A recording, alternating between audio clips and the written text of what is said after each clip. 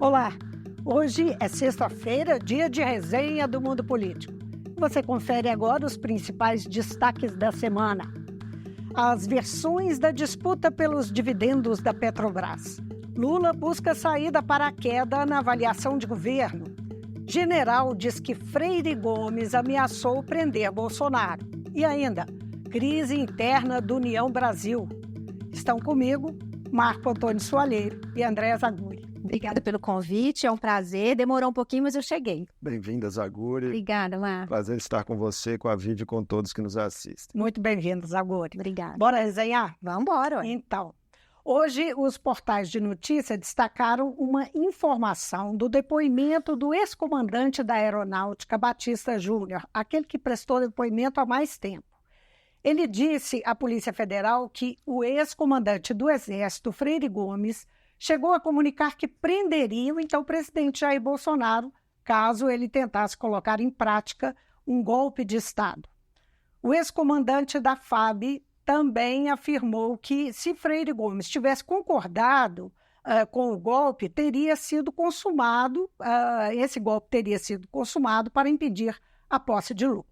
Batista Júnior disse também que o ex-comandante da Marinha, Almir Garnier, colocou seus militares à disposição de Bolsonaro. E vem aí, gente, muito mais novidade. O ministro Alexandre de Moraes derrubou o sigilo de todos os depoimentos dos comandantes das Forças Armadas do governo Bolsonaro. Foram comandantes durante o governo dele. Promete, né? Esse fim de semana vai ser movimentado. Confirmam, né, essas primeiras revelações a partir do levantamento do sigilo, confirmam notícias que já vinham sendo aventadas na imprensa de que eram depoimentos com potencial de complicar a situação do ex-presidente Jair Bolsonaro e de parte de seus auxiliares próximos.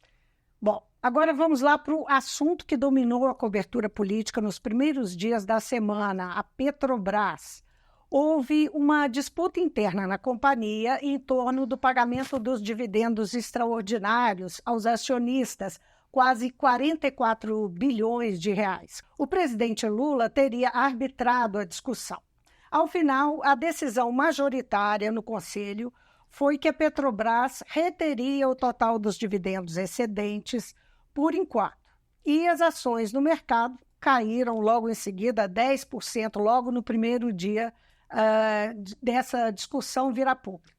Depois saiu a notícia de que o presidente da companhia, Jean Paul Prates, seria demitido por se opor à decisão, o que foi negado pelo ministro das Minas e Energia, Alexandre Silveira, a parte que saiu vitoriosa desse embate.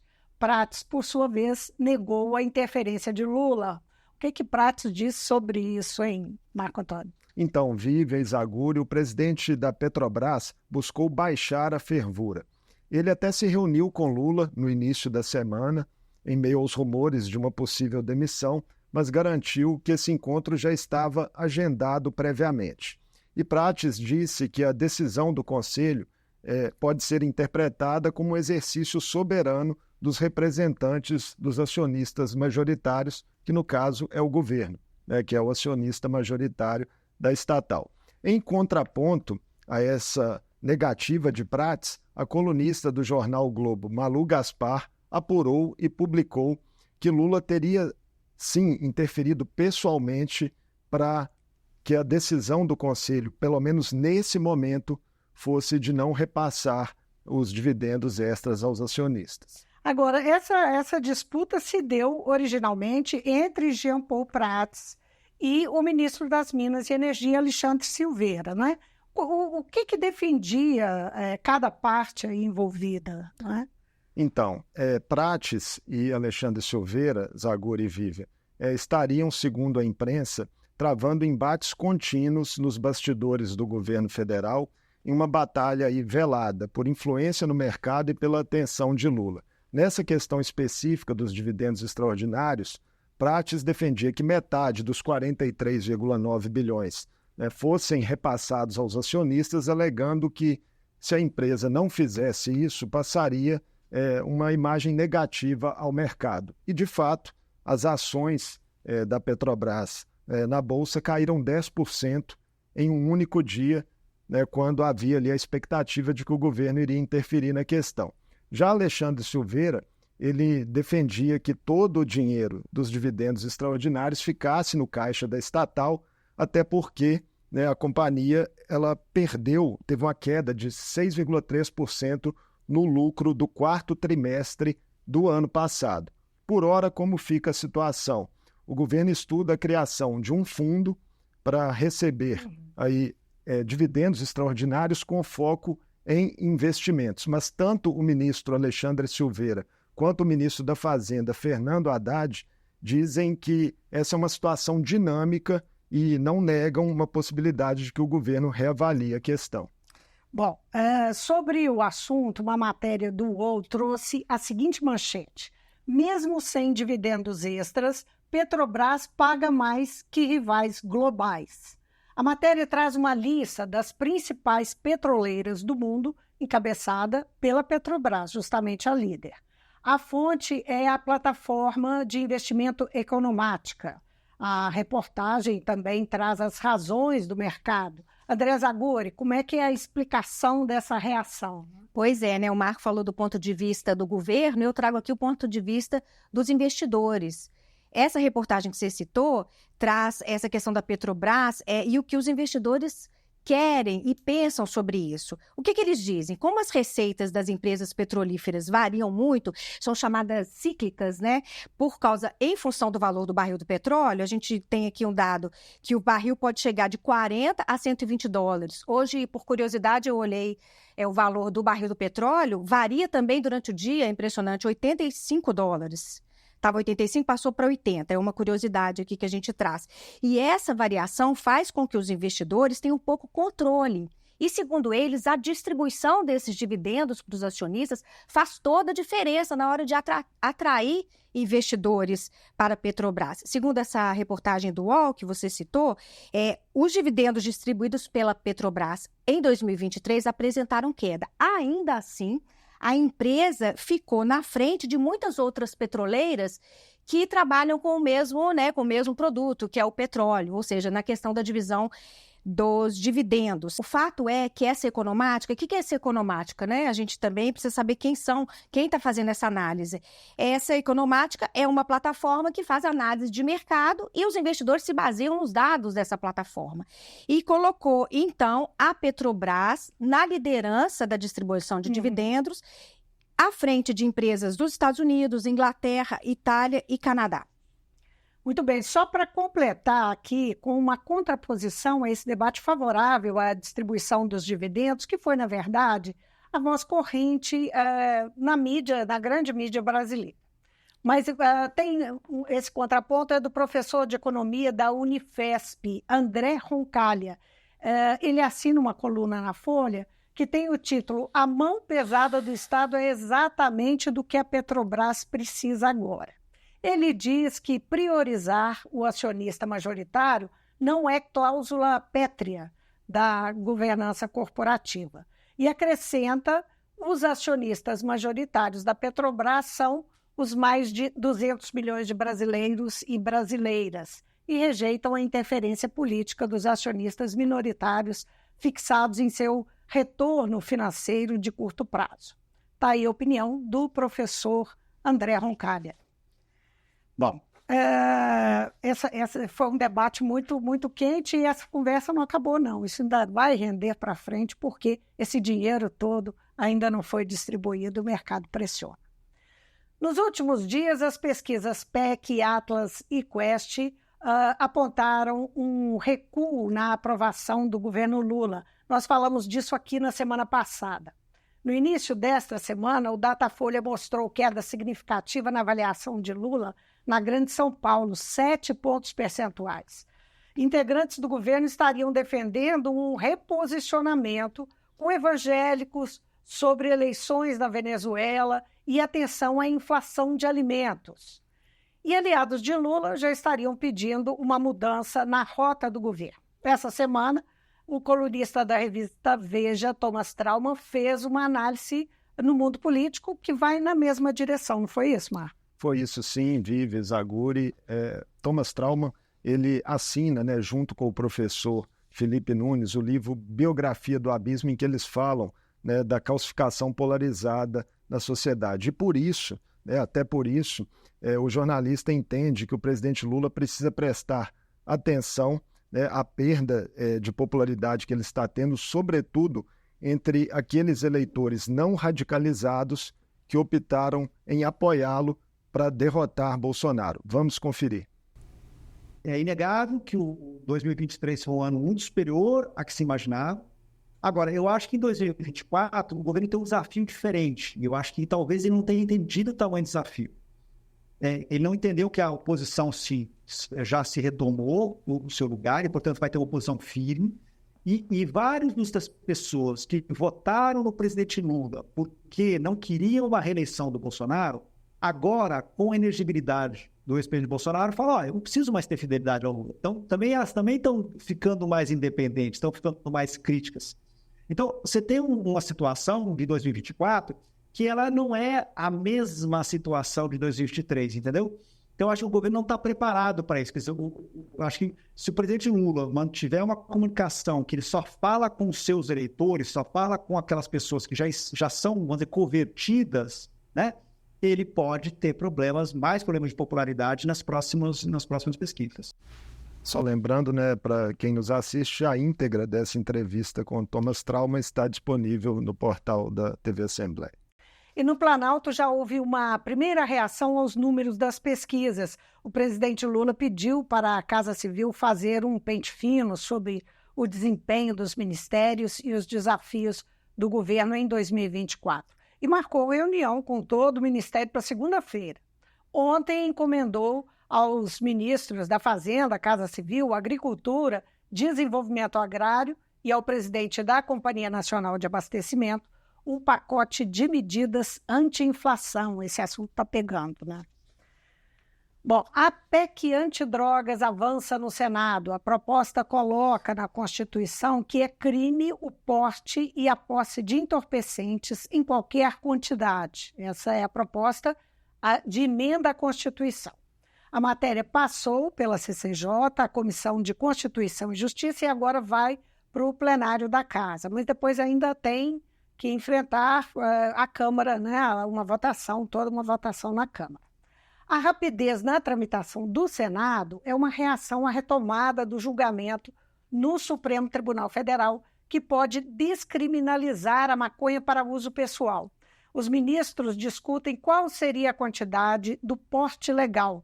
A PEC é de autoria do presidente do Senado, Rodrigo Pacheco. André, como é que essa iniciativa do Rodrigo Pacheco foi lida pela mídia? Bom, a gente vai trazer aqui as várias nuances dessa questão da PEC antidrogas. Primeiro, acho que a gente tem que explicar por que o Supremo está tratando dessa questão da droga, já que legislar sobre drogas seria uma prerrogativa do Congresso Nacional. O Supremo age quando é provocado.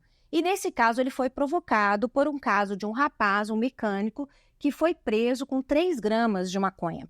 A defesa desse rapaz está questionando a legalidade de um artigo da lei antidrogas sobre a questão da prisão de usuário de drogas. É o artigo que está sendo questionado no Supremo. Aí veio o Congresso Nacional, veio o presidente do Senado, Rodrigo Pacheco, se antecipa a votação do Supremo, que está 5-3, a votação para a descriminalização das drogas, 5-3 é o placar. A decisão do Supremo teria repercussão geral. Isso. Exatamente. Apesar de ser um caso isolado, não é?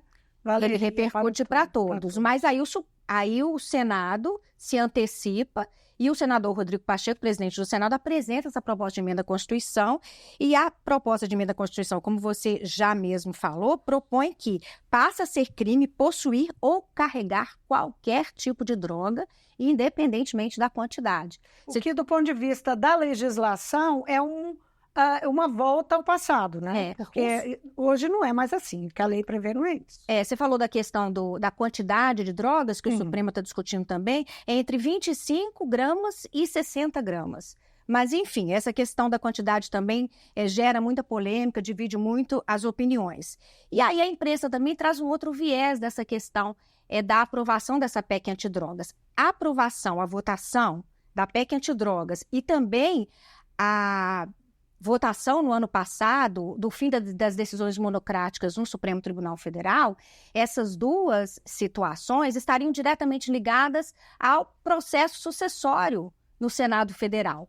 Ou seja, o senador Rodrigo Pacheco estaria fazendo aí um agrado aos senadores mais conservadores com essas duas pautas. Que são maioria na casa, inclusive. Isso, e que, em contrapartida, eles o apoiariam na sucessão que acontece em fevereiro de 2025, e Rodrigo Pacheco está indicando Davi Alcolumbre, que foi o antecessor do Rodrigo Pacheco nessa situação, ou seja, eles têm a sucessão para a presidência. Para a presidência, exatamente. Lembrando que o mandato do Rodrigo Pacheco termina no fim do ano e essa sucessão acontece em fevereiro. Uma outra situação importante que a imprensa traz sobre isso é que o PSD, que é o partido do senador Rodrigo Pacheco, ainda não fechou questão com o nome do Davi Alcolumbre para suceder o Rodrigo Pacheco. Lembrando que o PSD é o que tem o maior número de senadores, são 15 senadores. E Davi Alcolumbre é do União Brasil, que será tema ainda na resenha aqui no Mundo Político. Só queria completar, só em relação à PEC, ela precisa de 44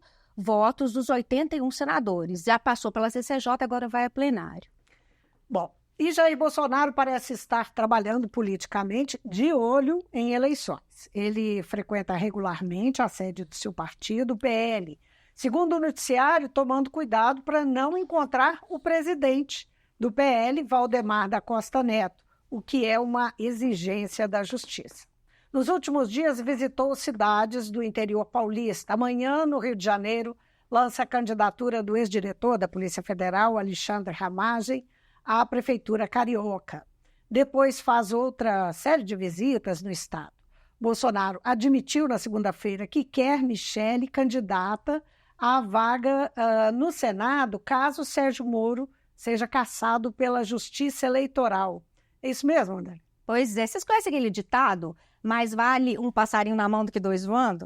Pois é, o ex-presidente Jair Bolsonaro citou, né, fez uma comparação falando que mais vale 6 anos na mão do que 8 anos voando. O que ele quer dizer com isso? Que seria interessante que a esposa dele, Michele Bolsonaro, assumisse a vaga que será deixada ou não, a gente não sabe, do ex-juiz Sérgio Moro no Senado agora. Ele tem que ser julgado. Sim, né? Tem que ser julgado. Os 6 anos do que ela concorrer em 2026 para cumprir os 8 anos.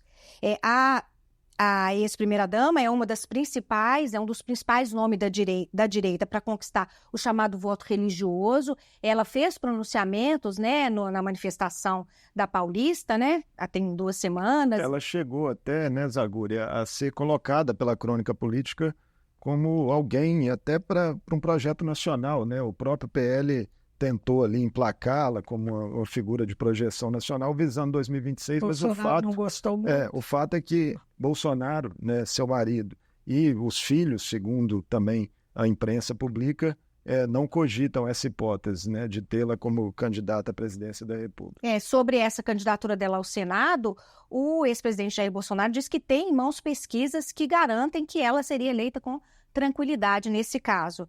Aí a gente nos remete aí à questão da religião, né? A Folha de São Paulo trouxe uma pesquisa do Datafolha mostrando a percepção dos paulistas em relação à religião e política, né?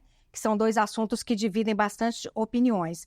Foi perguntado para os paulistas, e eu acho que foi uma pesquisa também voltada para a questão da eleição municipal, se a população acredita... deixa eu só voltar aqui, que política e religião juntas podem melhorar a vida da cidade? Essa foi a pergunta feita aos moradores de São Paulo. E a resposta, 69% dos entrevistados disseram discordar da afirmação. Eu acho só importante a gente lembrar que o Brasil é um país laico, religião não se mistura com política, todas as religiões são aceitas e devem ser... Não deveria se misturar. Não deveria, mas são aceitas e devem ser respeitadas. Queria só falar um pouquinho sobre a vaga, a possível vaga que a gente não sabe, né? Que a gente está falando da vaga do ex-juiz Sérgio Moro, caso ele seja condenado, ele está sendo julgado por abuso econômico nas eleições de 2022, ele nega, e caso ele seja cassado, vai haver nova eleição no Paraná para a vaga do Senado. E um outro movimento recente, a esposa de Moro, Rosângela, que se elegeu por São Paulo, retornou, né, com o título de eleitor, o seu título, né, domicílio eleitoral, melhor dizendo, para o Paraná. Daqui a pouquinho, quem vai falar sobre isso é o Viegas, o cientista político do Observatório do Controle, Rafael Viegas. Ele esteve no Mundo Político ontem, falou sobre os 10 anos da Lava Jato, comentou a situação do ex-juiz Sérgio Moro, que é acusado, como a Andréa falou, entre outros crimes, de abuso de poder econômico. Viegas avalia que Moro vai perder o cobiçado mandato de senador. Vamos ver. Tudo leva a crer que sim, né? Então, você vê lá que tem uma ação, você tem a representação do partido, né, do presidente de um governo que ele integrou e também, né, do partido do atual governo, né? E pelas provas que são apresentadas, tudo leva a crer, né, que vai acontecer o mesmo destino do Deltan Dallagnol, né? Recentemente, a gente teve a notícia de que a própria esposa do Moro, eleita por São Paulo, no início, toda aquela confusão em relação ao domicílio eleitoral dos dois, né? Ela continuou em São Paulo, foi eleita por São Paulo, agora acaba de, né, enfim, transferir isso para o Paraná. Então, é uma coisa muito conturbada, né? Então, assim, as pessoas, digo, o público, de uma forma geral, não tem conhecimento, né, de detalhes, né, da trajetória dessas pessoas, né, do tipo de socialização, das práticas delas em relação, por exemplo, não só a Lava Jato, né, a como elas se portaram diante dos meios de comunicação, como elas exploram, né, a violência política, né, o extremismo. Na terça-feira, 2 incêndios numa praia em Pernambuco viraram caso de polícia e de política. Pegaram fogo 2 casas da família do deputado Antônio Rueda, o presidente eleito da legenda União Brasil, que desbancou Luciano Bivar. Bivar reagiu muito mal à perda da eleição interna, se disse traído e fez ameaças a Rueda. Quando as casas pegaram fogo, Bivar foi acusado diretamente pelo governador de Goiás, Ronaldo Caiado, que integra a legenda de cometer o crime. Marco Antônio, que história é essa? Pois é, um racha interno vive Exaguri com fraturas expostas e vultosos recursos aí envolvidos. A gente lembra que União Brasil ele foi criado em 2022, fruto de uma fusão entre os antigos DEM e PSL. É hoje o 3º maior partido da Câmara dos Deputados, com 59 parlamentares. E quem comandar o partido vai ter em suas mãos nada menos que 517 milhões de reais para serem aplicados nas eleições municipais desse ano, do fundo eleitoral. É um recurso aí muito cobiçado. O partido, né, está formalmente hoje na base do governo, tem 2 ministros, Juscelino Filho das Comunicações e Celso Sabino do Turismo, mas também parte dos parlamentares se comporta como de oposição no Congresso Nacional e o próprio governador de Goiás, Ronaldo Caiado, se movimenta como um pré-candidato à presidência da República em 2026. Em relação a essa briga, né, pelo comando da legenda, Luciano Bivar disse essa semana que todas essas acusações contra ele, de ameaças, de morte a Rueda e de responsabilidade, né, por esses incêndios, seriam ilações apenas. Já Rueda, né, classificou a postura de Bivar como inconformismo de uma pessoa que estaria desequilibrada e disse que, sob o comando dele, a União Brasil não será mais um partido, né, comandado de forma autoritária, mas tomará sempre decisões colegiadas. O secretário-geral da sigla, né, o ex-prefeito de Salvador, ACM Neto, deu uma entrevista coletiva e disse que a legenda está unida, né, a bancada e todos os representantes, para pedirem à justiça celeridade nas apurações, né, desses ataques contra as casas de Rueda. A informação de bastidor saiu durante a semana que integrantes do partido temem, inclusive, que isso acabe em morte, né? Pois é, não, houve ameaça de morte, segundo depoimentos que foram prestados à polícia por parte de Luciano Bivar, né? Ameaças de morte contra Rueda, que levaram, inclusive, Rueda a retirar a família do Brasil por um tempo. Sim, e os incêndios são gravíssimos, né? Não, destruiu completamente, foram totalmente destruídas as casas, né? Bom, na quarta-feira, o presidente Lula e o governador Romeu Zema participaram da inauguração do complexo mineiro industrial da Eurochem, em Serra do Salitre, no Alto Paranaíba. Segundo alguns veículos, os mandatários deram um tom de campanha aos discursos e fizeram um duelo de feitos. O portal Infomoney disse que, com cordialidade, cada qual destacou realizações de seus governos e lembrou que Lula e Zema são possíveis adversários na eleição de 2026. O complexo é a primeira unidade industrial da Eurochem no Brasil, investimento total $1 bilhão. Nessa agenda no interior de Minas também chamou muita atenção, Zaguri e Vivian, é uma quebra de protocolo por parte do governador Zema, colocando o vice-governador Matheus Simões para fazer o discurso oficial em nome do Executivo Mineiro. Simões, que já é cotado na crônica política estadual como possivelmente um candidato ao governo do estado em 2026, quando se encerrará o segundo mandato do governador Romeu Zema, e é também filiado ao Partido Novo, assim como governador. Muito bem, o presidente Lula esteve nesta sexta-feira no Rio Grande do Sul para anunciar investimentos do PAC. No discurso, Lula afirmou que a democracia corre risco no Brasil e em outros países e citou nominalmente o ex-presidente Jair Bolsonaro e o presidente da Argentina, Javier Milei, como exemplos de uma extrema-direita raivosa que põe, portanto, em risco a democracia. Vamos lá ver o que Lula disse. Ele citou, além de citar nominalmente Bolsonaro e o ex-presidente da Argentina, ele disse: a política está tomada por um ódio e a convivência pacífica entre adversários acabou. Acabou no Brasil, acabou nos Estados Unidos, está acabando em Portugal, acabou na Espanha e está acabando em muitos outros países. Conclui dizendo que temos que lutar para recuperar o valor das instituições que garantem a democracia. Sim, a gente encerra a resenha do Mundo Político de hoje.